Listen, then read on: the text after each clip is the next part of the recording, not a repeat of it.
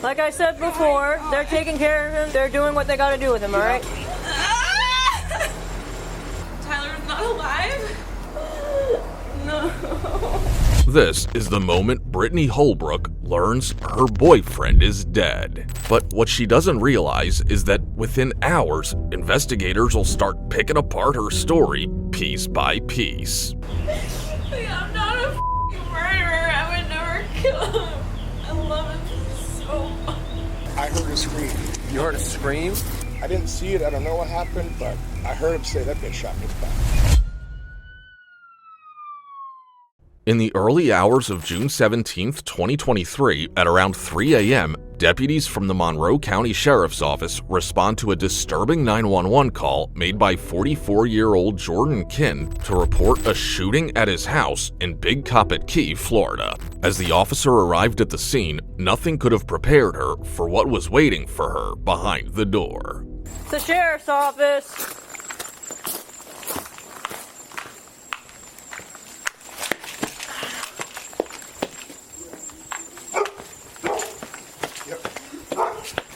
I'm still trying to put that out. In front of her lay 29-year-old Tyler Newlich, bleeding out on the kitchen floor, struggling for his life. Beside him sat his hysterical girlfriend, Britney, trembling as she pressed her hands over his wound, desperate to keep him alive. He had been shot, and from the location of the wound, officers quickly realized that this wasn't self-inflicted. This was attempted murder.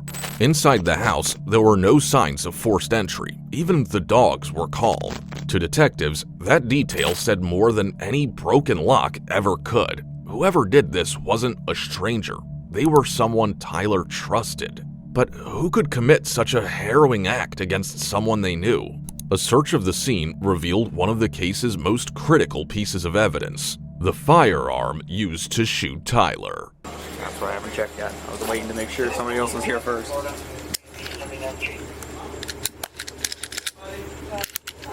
Now it's not.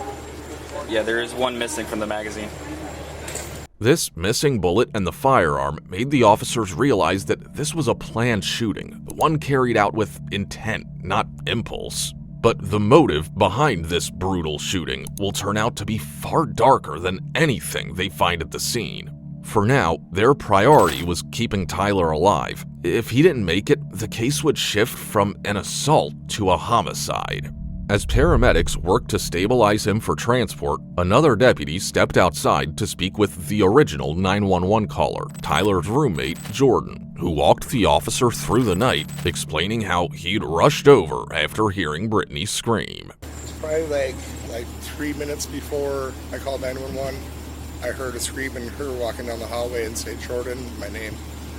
And they got up out of bed. I'd been asleep maybe 2 hours, but knew something was wrong. I came out in the living room and saw Tyler was incoherent, bleeding from somewhere in his back. Okay. I don't know from what or whatnot, but I know if it was a gun, I would have heard it. Like, I don't know what exactly how it happened. Who owns that gun? I don't, one of those, I'm pretty sure Tyler. You pretty sure he does? Yes. I know he usually always has. I had the TV on quite quietly and half asleep, but I think I would have heard something unusual. Yeah. I'm a fisherman and live on a boat half the year. I'm used to weird noises. Since he arrived after the gunshot was fired, officers turned their attention to Britney, the only person who had been there before him. They needed to know if she'd seen anything that could help them understand what really happened that night. You don't know? I went to sleep. I don't know. Why don't you go take a seat over there? Like Papa? I went to sleep. You went to sleep? Oh my God. Okay, and then you woke up? I woke up to this. Okay, and what did you see? This? Just him laying on the floor? Bleeding? Okay. Clearly distressed, Britney struggled to recall what had happened that night. But something about her behavior gave the officer an uneasy feeling, as if she was holding something back. Before the officer could press her further, a call came in from the hospital. Tyler had succumbed to his injuries. From that moment, the case shifts. What began as an assault is now a cold-blooded murder investigation. With only 2 people present at the scene, Brittany and Jordan both became prime suspects. Without wasting another second, detectives began their interrogation with Jordan, unaware that Tyler had already left behind the clue that would solve his case. After reading him his rights, detectives began questioning Jordan about the day of this heinous crime. So when you got home last night, were they downstairs already? Yeah. Yep. Okay. And they were already drinking? She was, he wasn't. How was the mood when you Great. walked home? It was great. Everybody was getting along fine. I felt like it was a normal good night, you know? And you were downstairs drinking until what time about? I'd say around 10:30ish was my guess. And I went and watched a couple episodes of TV, and I was pretty well asleep when I heard her screaming, and she's the one who woke me up. It's only after Jordan goes to bed that the sound of Brittany's scream pulls him from his room. And it's then that Tyler tells him what really happened. I saw a pistol. I don't even know what happened. I just saw a lot of blood. But I did see a gun sitting there in a holster, which I'm pretty sure was hers. I never heard the shot. If that's what happened, I didn't get woken up by that. I got woken up by her yelling, and instantly I tried to look at him in the face, and that's when I called 911. I didn't know what happened, and the little bit I got out of him, I didn't see it. I don't know what happened, but I heard him say, "That bitch shot me in the back." Mumbled it. Moreover, Jordan recalls a fight between Brittany and Tyler, one that turned unusually aggressive, ending with phones being slammed against the walls. He quickly assures detectives that it only happened once and it wasn't anything serious. After finishing the interview, detectives rule him out as a suspect. His timeline checks out and there's no sign of a motive to harm Tyler. Still, his account leaves them with one clear direction. They start with the only other person inside that house when Tyler was shot, his girlfriend, Brittany Holbrook. As detectives sit down to question her, they have no idea that by the end of it, they'll uncover a truth far darker than anyone imagined. Sorry, I have to play this, but I was asking about this.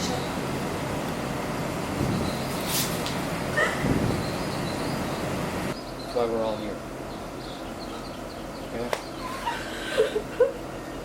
Tyler's not alive?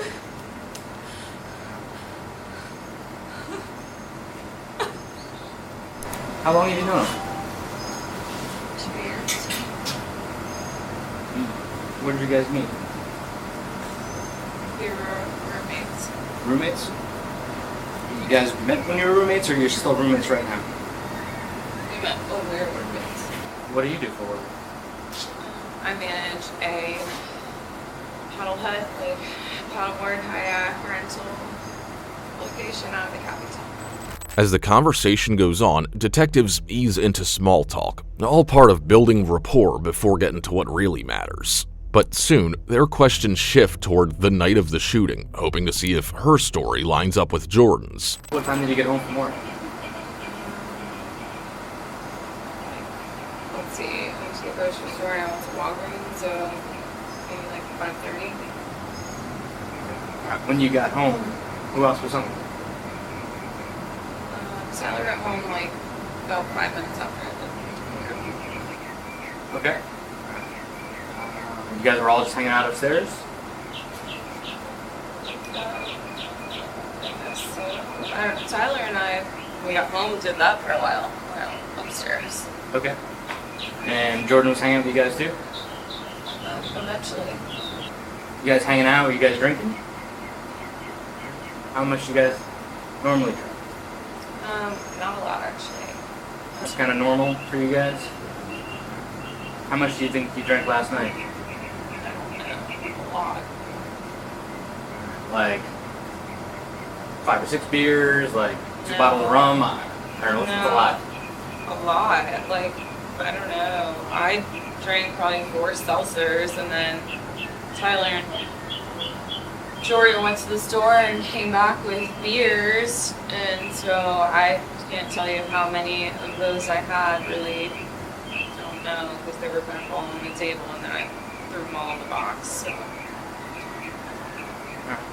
When you guys were drinking down here or upstairs in the living room? Or? Yeah, we were drinking downstairs. Okay. Brittany continues walking the detective through her night. According to her, the three of them hung out until around midnight before she finally went to bed, with Tyler and Jordan following soon after. What's the next thing that you remember? Holding Tyler. What? Holding Tyler. Holding Tyler? Where were you at? In the kitchen. Do you remember how you got to the kitchen? So you laid down in bed with you, Tyler, and the dogs, and then the next thing that you remember, you're in the kitchen? Okay. And where was Tyler? Lying Lying down? Okay. Do you remember how he was laying? I was holding him. Where was he bleeding from? Okay. What was he saying? Nothing. Was he conscious? Do you see him still there? The detective slowly steers the conversation toward Tyler's murder, pressing gently at first, trying to confirm his final words. Did he mention anything? Tyler? Huh? Did he make any statements to anybody? Did you walk away from Tyler at any point before the police showed up? Or were you holding on to him the whole time? Okay. But Brittany insists she didn't hear anything. Each denial only widens the gaps in her story, and the detective can tell she's holding something back. So he changes tactics, using a bit of psychological pressure, a small trick meant to unsettle her and see how she reacts. Has there ever been any history of domestic violence between you guys? Like I said, we've had our fights. And Fights like arguing, yelling, and screaming back and forth? I mean, that's the extent. Are there any punches, pushes? No? Nothing physical?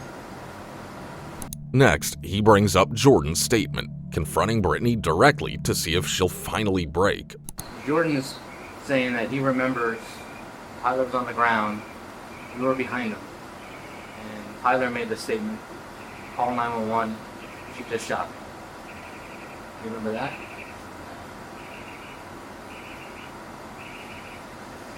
Is there any reason why you might have said that?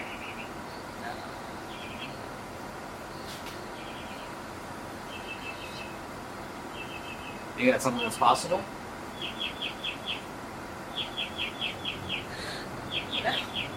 But she doesn't. Instead, Brittany doubles down, insisting that she loved Tyler and that she could never hurt him. Would you be willing to consent to us taking a swab of your hands? I don't think so. I have blood all over my hands. I don't know. I have Tyler's blood all over me.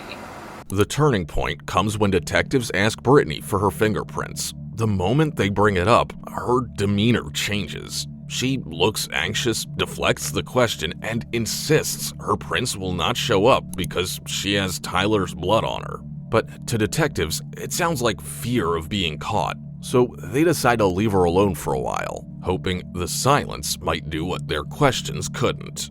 And it does. When they come back, Brittany finally starts talking, only this isn't the confession they were expecting. It's something darker, a twisted version of events that leaves the detectives with more questions than answers. I have no idea. I don't know. I just know that I remember not being able to breathe, and he was crushing my esophagus. All right. And where was he? On his side of the bed, but up. And I remember just screaming really loud. And he just kept doing it. He did it more than once. And I tried to get away and go out the room, and he followed me and pinned me up against that wall. Which wall is this? In my bedroom. As she talks, Brittany shifts the focus away from the shooting and starts talking about her past, mentioning how her father once choked her, a detail she uses to portray herself as the victim, someone who only acted out of fear and self-defense. And think it made me freak out a little bit, and probably I started swinging. I don't know, but he held me up by my throat. You say held you up like off the ground? Yeah, like. Okay. I don't know why. We had everything. Like, how did you escape? I don't know. Okay. It seems like you're describing a relatively violent encounter there. Yeah. Was there a fight at that point, or were you throwing punches and scratches? I mean, if someone's strangling me, Yeah. I'm fighting as hard as I can to get away from that, right? Yeah, I did, because he pinned me up against the wall. Okay. It's my reaction. My dad did that to me when I was young, and it's fucking made me PTSD. And I split his eyebrow. You know, what are you gonna do? It was the same thing for me. It brought me back to my childhood, and I lost my mind. I'm sure I was swinging and scratching or whatever the fuck. Still trying to fill the gaps in her story, detectives realize they have no choice but to make Brittany believe they're on her side. After all, besides Jordan, she's the only witness and the last person Tyler ever saw alive. So they play along, pretending to trust her version of events and use the moment to quietly turn up the pressure. I mean, if you're at the point where you're fighting to survive, anything goes. It was like fine. Like, I didn't even have any arguments. I think he got up and used the restroom and then came back and then was like a different person. Because we were cuddling and really comfortable and going to bed and like loving each other like normal. And came back from the restroom and fucking I don't even know. Said something and I was like, what? And he just snapped. Well, at that point, it's perfectly understandable. If someone reaches over their nightstand and grabs that self-defense gun that they have. I don't know. Like, I'm not a murderer. I would never kill him. I love him so much. Well, it seems at this point you're trying to describe protecting yourself. I don't know. I wish I knew. Okay. I'm not a murderer. I'm trying to put together what happened so we can get a full story of how you got away from him. And that we can tell everybody else that this is not what she was planning on doing. She wasn't sitting there all night plotting this. If it's you versus him, if it was him versus me in that situation, I know what I'm doing. Especially if that gun is right there on the nightstand. I'm surviving. I don't know what happened. I could like make up a story that I feel like I would do. I would go out of the room to get away from him. What happened after that? I don't know. I don't even remember leaving the room. Really. She isn't remorseful or afraid of what she's done. Brittany tries to explain away her inconsistent story, blaming her blurred memory on being drunk that night.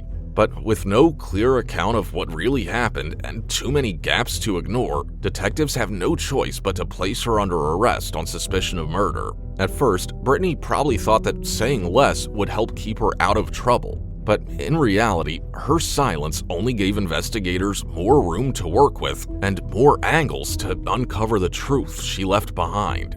Since her version of events ended with a vague claim of self-defense, detectives had to widen their scope. They began reaching out to people close to the couple, hoping someone could shed light on what Brittany was hiding. As investigators started interviewing them one by one, a darker picture of Brittany Holbrook began to emerge, one that revealed she wasn't the person she made herself out to be. Almost everyone mentions Brittany's dangerous relationship with alcohol, how it often turned her aggressive and sometimes even violent toward Tyler. One story in particular stood out to the detective, an incident at a friend's birthday party where everyone saw the drunk side of Brittany. I do know that they were having issues that week, about her drinking. We all thought because her ex-boyfriend before Tyler, he drinks. So we thought that he brought out the worst in Britney from drinking, but it was really just her drinking in general that brought out the worst in her. I mean, I don't know if that helps at all, or if that explains her a little bit better, or what the case is with that. But could you tell me a little bit more about this when you came down in February and you all ended up with blood on your shirts? That was a very strange situation. That night, aside from the birthday celebration, Tyler's friends had organized a small get-together meant to reunite him with an old friend and former roommate who also happened to be Britney's ex-boyfriend. The goal was simple, to help them put the past behind and finally move on. And for a while, everything seemed to be going according to plan, until Britney walked in. They walk in, when Britney sees Jaffe, she had a blank look on her face. Tyler sees Jaffe, he's smiling, Jaffe's smiling, I was right there, they hugged each other, and it was kind of awesome that, that they were going to be friends again. You know what I mean? They could let this go past them. Yeah. Well, that wasn't Britney's plan. Britney was hoping that there was going to be some sort of scuffle or drama involved in this situation, and she got mad at Tyler for not doing anything about Jaffe being there, and Tyler obviously was like, what are you talking about? This was neutral, and I told you that we were coming down here and it was all going to be all right. And I never saw this side of Britney. After they heard what happened, they were all like, we kind of aren't surprised by this situation because she was so nuts that night. But over at American Rock Bar, she was like scratching and slapping Tyler, and everybody felt very uncomfortable about the situation. Later on in the night, they're like, Phil, you have blood on your shirt. And then I guess Tyler had the blood on his shirt. And my other buddy, Eric, they said had the blood on his shirt too. And then they were making a joke and they were calling her a witch. Like, oh, the witch, she put blood on your guys' shirt. We didn't think anything of it. You know what I mean? I didn't, at least. But now we're kind of, as we talk about it more, we're like, wow, like that 100% could have been her doing that. But for Tyler, the night was far from over. She broke a bunch of stuff in the house. She wrecked the house, and she beat Tyler up pretty bad that night. There's quite a few stories about her attacking him, and she was an attacker. And clearly that night, of the blood being, in Tyler's bed and the broken beer bottle, and not only one broken beer bottle, that room was full of broken glass when everybody had to go clean it up. That's when everybody knew that there seriously was a problem going on. This wasn't the first time Britney had gotten drunk and turned violent toward Tyler. In fact, friends recalled multiple incidents, including one at a wedding where she lashed out at him in front of everyone. Yeah, I've heard about this wedding. It's popped up a couple of times. What can you tell me about what went on there? After, the rehearsal dinner, everything was good. We had dinner. They start drinking a little bit. She's really, belligerent. And we were all sitting by the pool having a good time. It was really the first time I actually got to meet her and talk to her. And she was so drunk. Her dad has some hunting property and stuff up there, and I could have sworn she told me that, oh, my dad's selling the property. And my buddy, a week or two before, he was all excited to go hunting. My buddy meaning Tyler, sorry. Uh-huh. And I misunderstood her. Anyways, I'm driving them home because I, didn't drink at all. We had to drive back to his house. And I was talking to him in the front seat. She's passed out in the back seat. And I said, oh, Tyler, that sucks. Her dad's selling the property. And he's like, what do you mean? I was like, yeah, I was talking to her at the pool. She said her dad's selling the property. And he says, he reaches in the back seat and says, hey, babe, is your dad selling the property? And without hesitation, she throws a fucking left-hand hook and punches him in the face. And she says, don't ever fucking talk about my dad. And she has no idea what we're talking about. We're not talking bad about the dad. It was like, what the fuck? I got scared because I'm doing 55 mile an hour and she's throwing hooks. I thought she was going to punch me. Jesus Christ. But during the investigation, one name stood out: Marissa, the girlfriend of one of Tyler's close friends. She had seen a side of Britney that went far beyond drunken outbursts, a side that hinted at something much more horrific.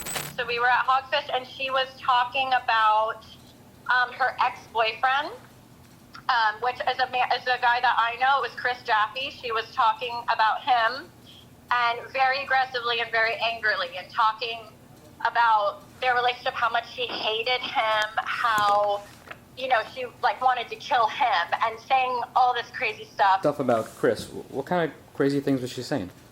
She said that that, you know, they would get in physical fights and that they would grab each other's eyeballs, and she showed me like with her thumb and her fingers on her face, like the eyeball squeezing. She said that she told me she had stabbed him one time, and I was like, you stabbed him, or like you wanted to stab him? And she was like, oh no. She's like, and next time I'll stab him.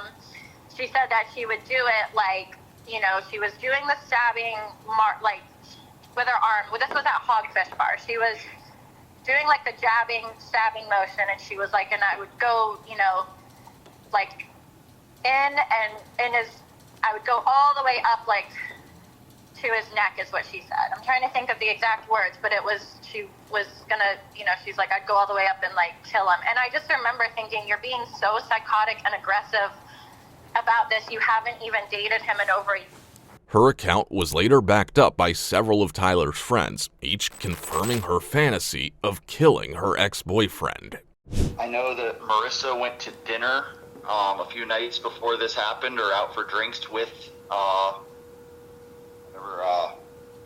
Brittany. And that's where there was a conversation about her wanting to do weird, gruesome stuff to Chris Jaffe, her ex-boyfriend, which Marissa found disturbing and kind of called Tyler and asked them to come pick them up as she was uncomfortable. It didn't take long for investigators to realize that what his friends described may have been exactly what happened that night. Only this time, it went too far. Around the same time, the autopsy results came in, confirming their worst suspicions. Tyler's body showed clear signs of prolonged physical abuse, multiple injuries to his head and neck, the kind that pointed to a violent struggle, not self-defense. And the contrast was telling.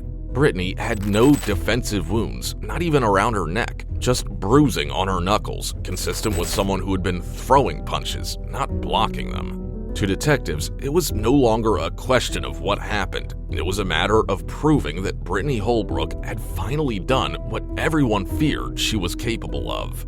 In the end, Brittany's charge was upgraded from suspicion of murder to second-degree murder with a firearm. She stood trial in February 2025, where a jury found her guilty, and she was sentenced to 40 years in state prison, including a mandatory minimum of 25 years without the possibility of early release for good behavior.